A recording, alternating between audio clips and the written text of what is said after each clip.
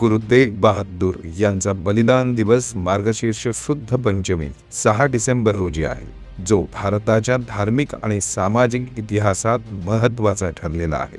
गुरु तेग बहादूर हे शीख संप्रदायाचे 9वे गुरु होते आणि ज्यांनी मुघल सम्राट औरंगजेबाच्या धर्मांधतेविरोधात हिंदू धर्म आणि धार्मिक स्वतंत्रतेसाठी लढा दिला। त्यांच्या बलिदानाने हिंदुत्वाच्या आदर्शांचा प्रसार केला। गुरु तेग बहादूर यांना इस्लाम धर्म स्वीकारण्याची धमकी दिली गेली, परंतु त्यांनी त्यास नकार दिला। त्यामुळे औरंगजेबने एके दिवशी गुरु तेग बहादूर यांचे भक्त भाई मतीदासजी यांना पकडून आळीने कापून शरीराचे 2 भाग करून त्यांची निर्घृणतेने हत्या केली।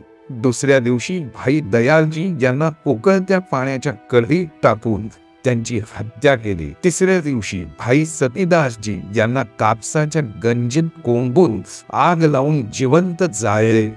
नंतर चौथ्या दिवशी गुरु तेग बहादूर यांचा दिल्लीतील चांदनी चौकात शिरच्छेद केला।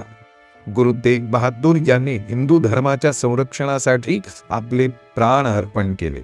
त्यांच्या बलिदानाने हिंदू समाजातील विविध पंथाच्या एकतेला प्रोत्साहन आणि क्रूर मुसलमानांविरुद्ध लढून हिंदू धर्म वाचवण्यासाठी त्यांचे योगदान आजही प्रेरणादायी आहे।